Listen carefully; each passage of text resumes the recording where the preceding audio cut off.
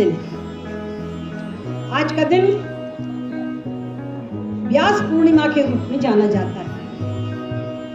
कृष्ण द्वैपायन वेद व्यास जी महाराज पाराशर नंदन, इनका आज जन्मदिन है।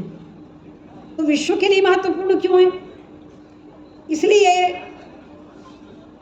कि विश्व का पहला ज्ञान वेदों में जो संचित है ऋग्वेद में, उस ऋग्वेद को हमारे वेदव्यास जी ने अपनी बहुत कठिन तपस्या करके 4 भागों में विभक्त किया। ऋग्वेद को 4 भागों में विभक्त करने के कारण इनका नाम व्यास हुआ, व्यास, वेद व्यास हुआ। द्वीप में पैदा होने के कारण द्वैपायन कहलाए, शरीर से कृष्ण होने के कारण कृष्ण द्वैपायन कहलाते हैं। पाराशर नंदन जी तो हैं, इन्होंने बहुत तपस्या की। आज भी देखिए, जितने चिरजीवी लोग हैं, जितने हमारे अवतार थे, सब चले गए परशुराम जी को छोड़कर, पर आज भी सप्त चिरजीवियों में व्यास जी महाराज जीवित हैं। और अश्वत्थामा बलिर्व्यासो हनुमांश विभीषणा कृपा परशुरामश्च सप्तैते चिरजीविना।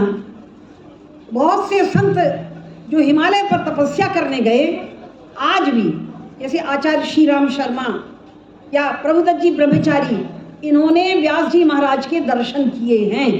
व्यास जी की गुफा आज भी हिमालय पर है, जहाँ व्यास जी महाराज तपस्या कर रहे हैं। और उनकी तपस्या का फल, उन्होंने अपनी तपस्या के फल से 4 तो भाग किए वेदों के, उसके बाद इतना कठिन, वेदों की भाषा ही इतनी कठिन, सूत्र इतने कठिन कि उनको हम समझ नहीं सकते।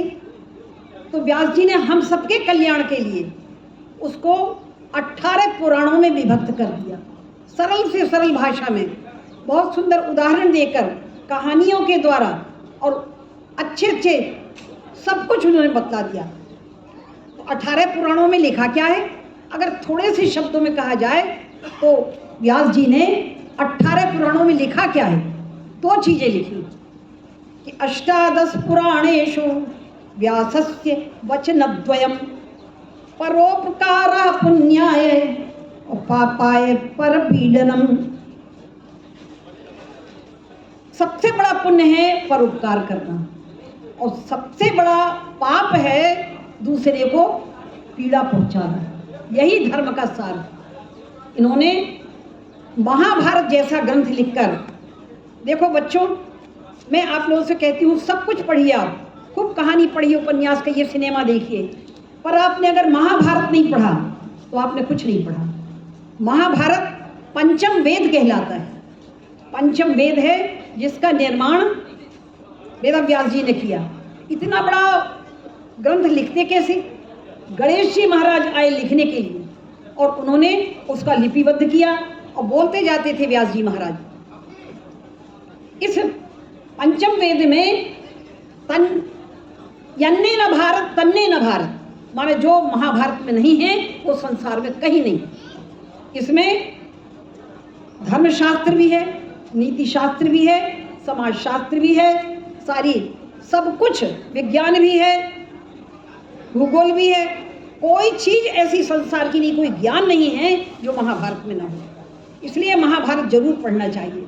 उस समय का हमारा कितना विज्ञान था, इसमें देखने को मिलता है। देखिए, गुरु शिष्य परंपरा का इसी में वर्णन वेदव्यास जी ने किया है।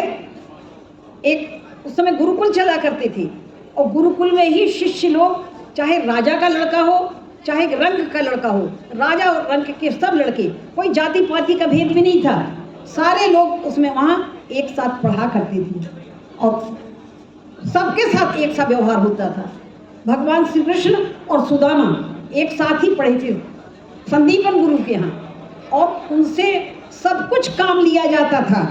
गुरुदेव अपने शिष्य से कोई भेदभाव नहीं करते, राजा का लड़का है इससे काम नहीं, सारे काम लिए जाते थे। राजा का लड़का लकड़ी भी फाड़ता था, खेती भी करता था, गाय भी चराता था, भोजन भी बनाता था, सारे काम राजा के लड़के को भी करना पड़ते थे, और एक गरीब का लड़का भी करता था।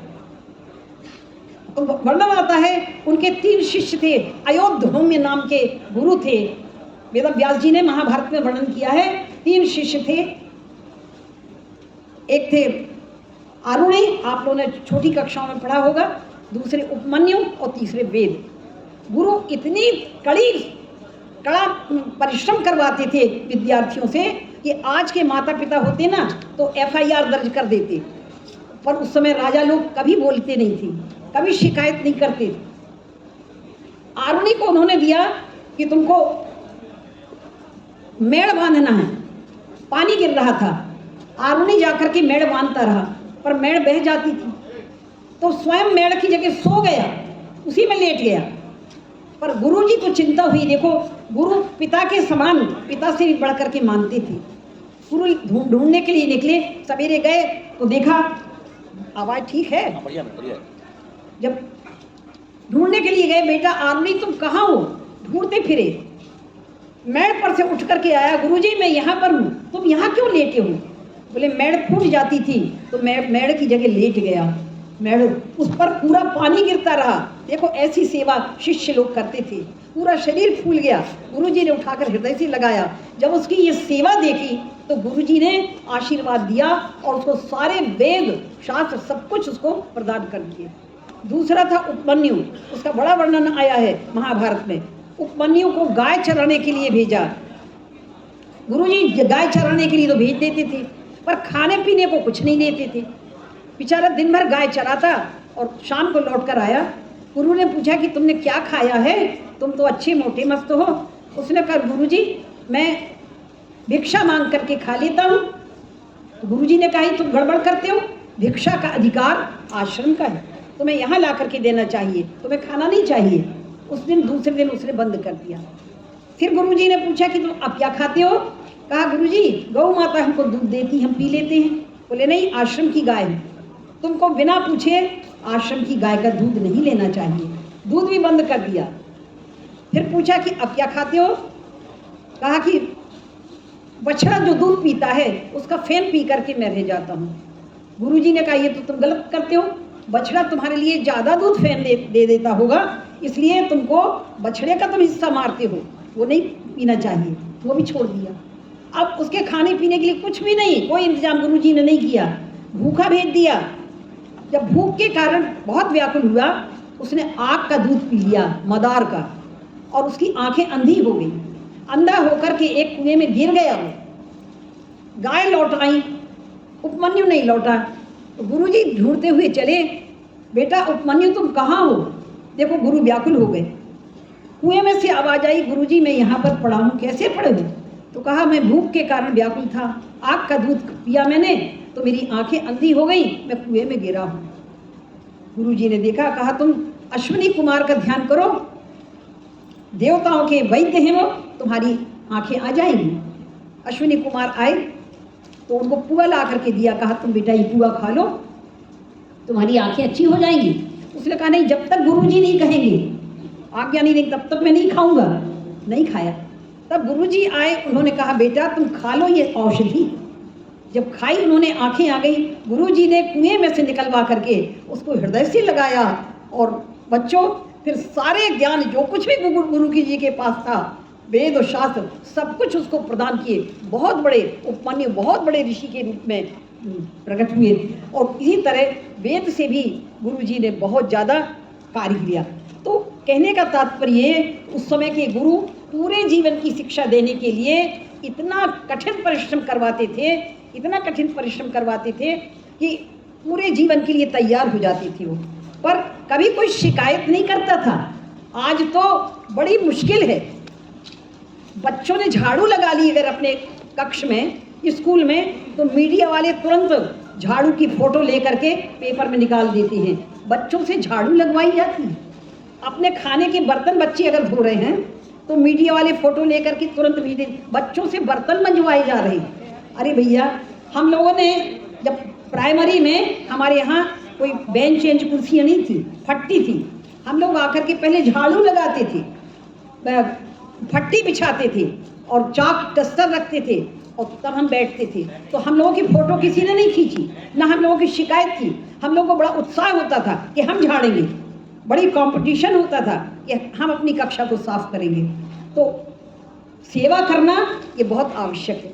अपने विद्यालय को जहाँ बैठे वहाँ सफाई करना, ये सब हमारा दायित्व होना चाहिए, ना कि फोटो खिंचवा कर पेपर में भेज देना चाहिए। तो इससे शिक्षा नहीं मिलती, शिक्षा सेवा से मिलती है। हमारे यहाँ देखो एक बड़ी अच्छी बात कही गई है, गुरु की भूमिका क्या होती है कि राखई गुरु जो कोप विधाता, गुरु विरोध नहीं को जग त्राता। अगर भगवान नाराज हो जाएं तो चिंता की बात नहीं, क्योंकि गुरु बचा लेते हैं।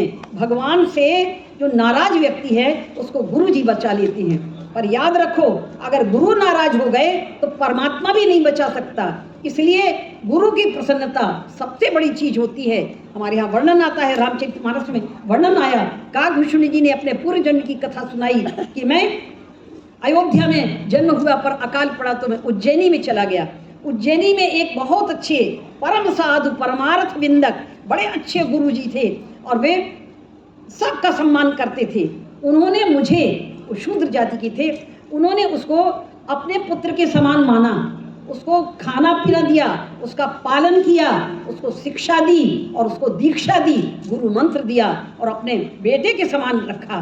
पर वो दुष्ट जब खा पी लिया सब कुछ हो गया तो गुरु से ही द्रोह करने लगा, क्योंकि गुरु ने कहा कि बेटा तुम जो राम से द्रोह करते हो ना, ये उचित नहीं है, क्योंकि राम ही भजहि तात शिव धाता, नर पे पावर के कहती के बाता। राम जी को तो शंकर जी भगवान भी भजन करते हैं, फिर मनुष्य की बात क्या है। बोले मुझे बहुत बुरा लगा कि गुरु जी उल्टी सीधी बात करते हैं, हमारे शंकर जी राम जी को भजते हैं ऐसा कह रहे। तो गुरु जी को छोड़ दिया, मंदिर छोड़ दिया और जाकर एक दूसरे मंदिर में जाकर एक बार शिव मंदिर जपत रहूं शिव नाम, शंकर जी का नाम जप रहा था। कैसा अभिमान से, और इसलिए कि कोई देख रहा कि नहीं हम बहुत बड़े भक्त हैं, भक्त बन करके नाम जप रहा। पर गुरु आए अभिमानते उठ नहीं कीन प्रणाम। उसी समय हमारे गुरु जी मुझे ढूंढते हुए आए, मेरे कल्याण के लिए आए और मैं बैठा रहा, अभिमान के कारण ढोंग करता रहा जपने का, उठा नहीं, प्रणाम नहीं किया। गुरु जी तो कुछ नहीं बोले, बड़े सरल स्वभाव के। पर जैसे ही ये देखा, भगवान शंकर ने देखा, उन्हीं का नाम जप रहे थे, उन्हीं के मंदिर में बैठे थे, उन्हीं का मैं भक्त था, पर अति अघ गुरु अवमानता सह नहीं सके महेश। भगवान शंकर नहीं सह सके और तुरंत मंदिर मांझ भई नवमानी रे हत भाग्य अज्ञ अभिमानी। यद्यपि तब गुरु को नहीं क्रोधा सरल संत चित सम्यक ब्रोधा, तदपि साप सठ दई हो तो ही मोई न सुहाय ब्रह्म कुल द्रुह। मैं तुझे शाप दूंगा, यदि मैं तुझे शाप नहीं देता, जो नहीं शाप करो मैं तोरा, तो भ्रष्ट होई श्रुति मार्ग मोरा, मेरा श्रुति मार्ग भ्रष्ट हो जाएगा, इसलिए मैं तुझे शाप देता हूँ। बैठ रहे अजगर एवं पापी, तू अजगर जैसा बैठा रहा, गुरु के आने पर उठा नहीं। देखो आज के कितने विद्यार्थी हैं जो गुरु को हृदय से प्रणाम करते हैं। बहुत से देखा जाता है, बहुत से विद्यार्थी बैठे सामने को उठकर खड़े हो जाएंगे, पीछे के बैठे रहेंगे, गुरु जी थोड़ी देख रहे, बैठे रहो, कौन प्रणाम करने की जरूरत नहीं, और प्रणाम भी करेंगे, जरा सा उठेंगे, उठने का प्रयत्न करें, फिर बैठ जाएंगे। देखो सम्मान देना ये हृदय की बात है। गुरु जी नहीं देखते, पर ऊपर वाला तो देखता ना, भगवान तो देखता, उसके रजिस्टर में नोट होता है, इसने गुरु को अपमान किया है, तो गुरु के अपमान को भगवान सह नहीं सकते। मंदिर मांझ भई नववानी रे हतभाग्य अज्ञ अपमानी, यद्यपि तब गुरु के नहीं क्रोधा सरल संत चित सम्यक बोधा, तदपि साप सट दई हो तो ही। और भगवान ने ऐसा शाप दिया, अजगर जैसा बैठा रहा, जाकर विंध्य के कोटर में अजगर हो जा। इसी विंध्याचल में आकर के वो बेचारा शाप का जीवन काटने के लिए यहाँ आया और कहा 1000 जन्म लेना पड़ेगा, 1000 जन्म। अब वो तो थर थर कांपने लगा, शाप इसको मिला। गुरु जी को प्रसन्न होना चाहिए कि भगवान देखो शंकर ने हमारी कैसी रक्षा की, हमारे इस दुष्ट को जो हमारा कहना नहीं मानता था, अवज्ञा करता था, इसको अच्छा शाप दिया, प्रसन्न होना चाहिए। पर वास्तव में गुरुजी प्रसन्न नहीं हुए, गुरुजी तो रोने लगे और बड़े भावुक होकर के भगवान शंकर की स्तुति करने लगे। और उन्होंने रुद्राष्टक में भगवान की 8 अष्टकों में उन्होंने स्तुति की, नमामि शमीशान निर्वाण रूपम विभुम व्यापकम ब्रह्म वेद स्वरूपम। तो शंकर जी गुरु की स्तुति से प्रसन्न हुए। मांग लो क्या मांगते हो? तो गुरुजी ने कहा महाराज देखो मांगना क्या चाहिए, अपने लिए कुछ मांग लेते। भगवान शंकर द्रवित हो गए हैं, आशुतोष हैं, कुछ भी दे सकते थे, पर मांगा क्या? तो कहा शंकर दीन दयाल अब यही पर हो कृपाल, साप अनुग्रह होई जिम नाथ थोरही काल। हे प्रभु इस पर आप कृपा करिए। ये पापी दुष्ट जो बैठा था ना, जिसने अपमान किया गुरु का, उसी को क्षमा दिलवा रहे हैं कि यही पर हो कृपाल, शाप अनुग्रह होई जिमी नाथ थोरही काल, यही कर होई परम कल्याणा। हे भगवान ऐसी कृपा करिए, आप आशुतोष हैं, कि इसका जल्दी से शाप अनुग्रह हो जाए, आपका शाप से मुक्त हो जाए। भगवान शंकर ने कहा कि देखो इसने बहुत बड़ा पाप किया है और मैंने शाप दिया है, मेरा शाप व्यर्थ नहीं जा सकता है, परंतु तुम्हारी साधुता देखकर गुरु जी की कहा तुम्हारी साधुता देखकर मैं इस पर कृपा करूंगा। गुरु जी ने कृपा करवाई और कितनी, शाप दिया एक और वरदान दिए भगवान ने 4। किसकी कृपा से? गुरु की कृपा से 4 वरदान मिल गए उसको। ऐसे पापी को जिसका कभी मुक्ति नहीं हो सकती थी, उसको 4 वरदान मिल गए। ये गुरु जी की कृपा। कौन से वरदान? पहला तो यह कि जन्मत मरत दुसह दुख होई, यह स्वल्प नहीं व्यापही सोई। जन्म लेना और मरना बहुत दुखकारक होता है। तो कहा इसको जैसे पुराना कपड़ा बदलता है, नए पहन लेते हैं, ऐसा इसको कोई कष्ट नहीं होगा। 1000 जन्म तो लेना पड़ेगा पर कोई कष्ट नहीं होगा। जन्मत मरत दुसह दुख होई, यह स्वल्प नहीं व्यापही सोई। दूसरा वरदान, ये अयोध्या में इसका जन्म हुआ तो मेरी कृपा से इसको राम भक्ति प्राप्त होगी। देखो राम भक्ति भगवान शंकर सबको नहीं देते, उनकी झोली में रहती है, पर बहुत बड़े ऊंचे भक्त को देते हैं। गुरु जी की ऐसी कृपा हुई, इस पापी दुष्ट को भगवान शंकर ने राम भक्ति दे दी। कहा राम सो परि राम परायण हो ही, ये राम का भक्त हो जाएगा।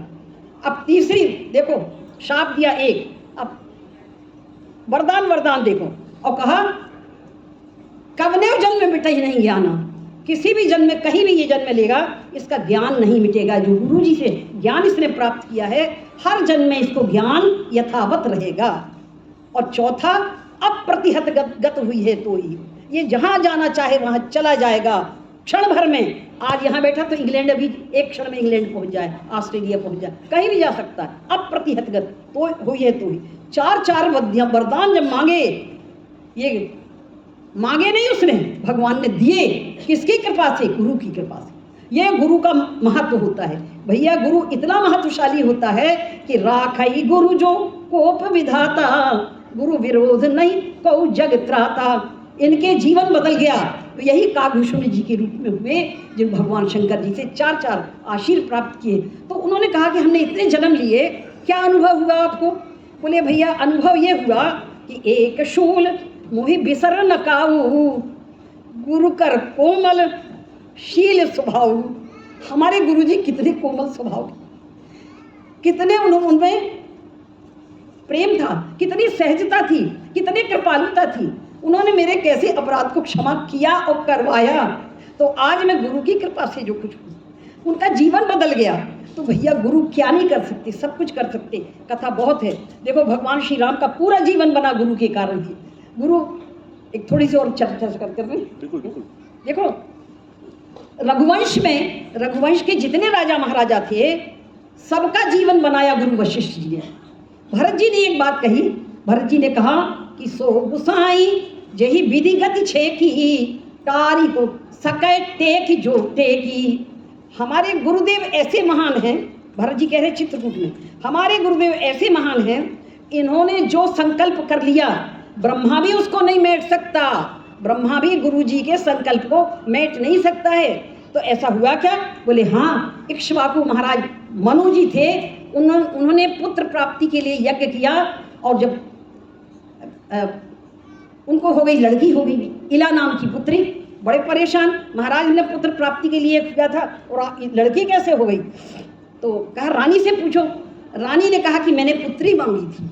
देखो यज्ञ में पुत्री मांगने के कारण उनको पुत्री हो गई। कहा मुझे तो पुत्र चाहिए। तो महाराज वशिष्ठ जी में वो शक्ति थी, वही इला नाम की पुत्री सुद्युम्न नाम का पुत्र बन गया। देखो है किसी में ताकत, इसी ब्रह्मा में नहीं है। ब्रह्मा ने जिसको जो बना दिया बनेगा। पर ब्रह्मा की लकीर को मेट दिया गुरु वशिष्ठ ने। इला नाम की लड़की को सुद्युम्न नाम का लड़का बना दिया। अब महाराज रघु अपने पुत्र का विवाह नहीं कर रहे थे, दिलीप का विवाह नहीं करते थे, क्योंकि उनकी कुंडली में लिखा था कि 7 भावर पड़ेंगी और इसका सिर फटेगा और ये मर जाएगा महाराज दिलीप। तो रघु महाराज अपने पुत्र का विवाह ही नहीं कर रहे थे। वशिष्ठ जी ने कहा कि विवाह क्यों नहीं करते? कहा महाराज ब्रह्मा जी ने ये लिखा हुआ है, इसलिए हम अपने पुत्र का विवाह नहीं करते। वशिष्ठ जी ने कहा मैं हूं, तुम विवाह करो, देखते हैं कैसे ब्रह्मा की लकीर भी मिट जाएगी। ये गुरु की ताकत तो देखो जरा। गुरु ने कहा कि मैं विवाह होने लगा, सुदक्षिणा से जब विवाह होने लगा तो गुरु जी ने 4 भावर पढ़वाई और 4 भावर के बाद रोक दिया और कहा अब मेरी पूजा करो। तो दूल्हा दुल्हन ने आकर के गुरु वशिष्ठ जी की पूजा की और कहा अब लौट पटा होगा। देखो आज तक हमारे यहाँ लौट पटा होता है, पहले आगे लड़का जाता है 4 भावर में और उसके बाद 3 भावर पड़ती है, उसमें लड़की आगे होती है, कन्या आगे होती है और वर पीछे होता है। ये गुरु वशिष्ठ जी की परंपरा है दी हुई। तो उन्होंने कहा अब लौट पटा होगा। तो मुने ने केर भावरी फेरी गोस्वामी ने लिखा, भावरी फेरी, फेरी माने फिर उलट फेर कर दिया। आज भी हमारे यहाँ उलट फेर होता है और इस उलट फेर के कारण ही मानो जीवन अच्छा मंगलमय होता है। तो 3 भावरें फिर पड़ी तो 7 संख्या गिनी ही नहीं, 4 गिनी उसके बाद 3 गिनी तो 7 संख्या ही नहीं हुई। तो कहाँ से ब्रह्मा जी का मंतव्य पूरा होता? तो ब्रह्मा जी की लकीर को बैठ दिया महाराज गुरु जी ने और कहा भरत जी ने महाराज हमारे पिताजी के 60,000 वर्ष आयु हो गई थी और कोई संतान नहीं थी। तब गुरु ग्रह गए, तुरंत गुरु जी के घर गए और विनयकारी लगे, विनय विशाला और दुख सुख सब उन्होंने सुनाया गुरु जी को कि संतान नहीं, हमारे पितरों का क्या होगा, राज्य का क्या होगा। तब गुरु जी ने देखा, गुरु जी की कृपा हुई, उन्होंने कहा धरहु धीर हुई हैं सुतचारी त्रिभुवन विदित, सारे संसार में विदित होंगे, ऐसे गौरवशाली पुत्र होंगे तुमको। और फिर उन्होंने तुरंत ही पुत्र काम शुभ यज्ञ कराया और भगत सहित आहुति दी ने। ये वशिष्ठ जी की ही योजना थी। उन्होंने श्रृंगी ऋषि को बुला करके यज्ञ करवाया और 4 पुत्र हुए। तो भरत जी कहते महाराज आज हम सब लोग हमारे पिताजी की जो संतान है ये हमारे गुरु जी की। तो गुरु जी ने हमारे जन्म हेतु सब कहे पितु माता और कर्म शुभाशुभ देई विधाता। माता पिता ने जन्म तो दिया और विधाता ने कर्म शुभाशुभ लिख दिया, पर सो गुसाई यही विधि गति छे की सकई गुट्टार टेक जो टेकी। आपने अगर संकल्प कर लिया विधाता की गति को छेड़ सकते। यह है गुरु की महत्ता। गुरु अगर ठान ले, गुरु सोच ले, अपने शिष्य को इतना बड़ा आशीर्वाद देता है कि ब्रह्मा भी उसके सामने असमर्थ हो जाते हैं। इसलिए हमारे यहाँ गुरु और शिष्य की परंपरा बहुत प्राचीन है और आज भी है। आज भी अगर जो शिष्य गुरु के साथ में बड़ी आस्था भक्ति के साथ में विनम्रता के साथ में अभिवादनशीलस्य नित्यम वृद्धोपसेविना चत्वारि तस्य वर्धन्ते आयुर्विद्या यशो बलम। और एक और प्रसंग आता है हमारे यहाँ कि अगर गुरु का अपमान करता है तो व्यक्ति को कहीं ठौर नहीं मिलता। पर याद रखो आज गुरु घंटाल बहुत घूम रहे हैं। गुरु घंटालों के चक्कर में मत पड़ना और इन गुरु घंटालों के चक्कर में मोक्ष पाने के लिए विवश हो जाते हैं, हम मोक्ष मिल जाएंगे। तो गुरु गोस्वामी ने लिखा कि गुरु सीखे अंध बधिर का लेखा, एक न सुनई एक नहीं देखा। गुरु तो अंधे हैं और चेला बहरा है, उसको सुनाई नहीं पड़ता। वो उपदेश दे रहे, गुरु जी उपदेश दे रहे और गुरु जी कह रहे हम चलो तुम्हें ब्रह्म दिखाएं, खुद ही नहीं देखे, खुद आंखों से अंधे। ऐसे गुरुओं के चक्कर में हम लोग पड़ जाते हैं। वेश देखकर गोस्वामी लिखते हैं तुलसी देख सुवेश भूल ही मूढ़ न चतुर नर। अच्छा वेश देख करके जो मूढ़ लोग हैं वो दौड़ पड़ते हैं। पर देखो मोर होता है ना, मोर कितना सुंदर दिखाई देता है, सुंदर के ही पेख वचन सुधासम, बहुत अच्छा बोलता है, सुंदर दिखाई देता है, पर उसको देखो कार्य क्या करता है। वो असन अही भोजन क्या करता है, सांप को खाता है। इसलिए प्रत्येक व्यक्ति को अगर हमें गुरु बनाना है, सच में आध्यात्मिक गुरु बनाना है, शिक्षा गुरु तो ठीक है, पर जो आध्यात्मिक गुरु बनाना है देखना चाहिए कि कि उसका आचरण कैसा है। पर उपकार वचन मन काया, संत सहित स्वभाव खगराया। सांप खाने वाला तो नहीं है वो, देखने में सुंदर पर सांप खा रहा। ऐसा जो आचरण जिसका है, ऐसा गुरु बना करके हम कहीं स्वयं ही नरक में न चले जाएं। इसलिए आज गुरु की महत्ता है, पर गुरु को भी देखकर, गुरु पानी पिए छान कर, गुरु की ये जान कर, ऐसा कहा जाता है। तो कौन गुरु? ये शिक्षा गुरु तो ठीक हैं जो हमको दिए गए हैं। और शासन की, मैं सबसे पहले तो शासन की बहुत ज़्यादा धन्यवाद देती हूँ, जिन्होंने आज गुरु पूर्णिमा का उत्सव बनाने के लिए हम लोगों को, इस सबको आमंत्रित किया। हमारे विद्यार्थियों को जबरदस्ती बांध पकड़ करके और यहाँ बिठाया है कि तुम सुनो गुरु की महत्ता, और हमारे शास्त्रों में क्या लिखा है और गुरु की महत्ता क्यों है इतनी ज़्यादा। इन गुरु की महत्ता को सुन करके, समझ करके हम अपने जीवन में कुछ आचरण उतारें, हम अपने अनुशासन को बनाएं और गुरु भक्ति हमारे हृदय में आए, ताकि हमारा कल्याण हो सके। इसलिए हमारी देखो, सुदुर्लभम भारतवर्ष जन्म मनुष्य जातौ महतां कुलेषु अतोत्र मिथ्यैव नमेत वयो नः स्वधर्म श्रद्धा धन तत्परो भूत। हमारे यहाँ कहा है सुदुर्लभम भारतवर्ष जन्म, ये भारत भूमि में जन्म लेना इतना दुर्लभ है, इतना महान है। हमने कितने पुण्य किए होंगे तब हमारा जन्म इस भारत भूमि में, ऐसी भारत भूमि में जहाँ गुरु की महत्ता है, जहाँ ऐसे संस्कार हैं, जहाँ हमारी संस्कृति है। ऐसे प्राचीन ऋषि लोग भी हुए जिन्होंने वनों में रह करके हमको वेदों की संस्कृति दी। तो सुदुर्लभम भारतवर्ष जन्म, और उसमें हम क्या हुए? पशु पक्षी नहीं हुए, मनुष्य जातौ महतां कुलेषु। ये सब भगवान ने दिया है। तो हमारे गुरु जी ने हमें सब कुछ दिया है भैया, ऐसी चीज़ हमको मिली है। इसलिए देखो, एक चीज़ और है, हमारे वेदव्यास जी ने हमको सनातन धर्म की जो व्याख्या दी है। आप सनातन धर्म खूब सुनते ना, हम सनातन धर्मी। क्या है सनातन धर्म? सनातन धर्म की व्याख्या एक श्लोक में उन्होंने रख दी है महाभारत में। क्या है सनातन? देखो, ये याद कर लो, आप लोग लिख लो, नोट कर लो। अद्रोह सर्वभूतेषु कर्मणां मनसा गिरा अनुग्रहश्च दानं च सताम धर्म सनातनः। पहली चीज, अद्रोह सर्वभूतेषु कर्मणा मनसा गिरा। मन वचन कर्म से किसी के प्रति भी द्रोह मत करो, माने प्रेम करो, सबसे प्रेम करो। पशु पक्षियों से, पेड़ों से, जड़ प्रकृति, सबसे प्रेम करो। सबसे प्रेम करना हमारा धर्म सिखाता है। और अनुग्रहश्च दानं च, और बड़े प्रेम पूर्वक, अनुग्रह पूर्वक दान देते रहो। जो भी आपके पास में है दान देती रहो, दूसरों की सहायता करते रहो, यही धर्म है। परोपकारः पुण्याय पापाय परपीडनम्। इन्हीं शब्दों के साथ मैं अपने वक्तव्य को आप सब लोगों को बोर न करते हुए बोलिए गुरुदेव भगवान की जय।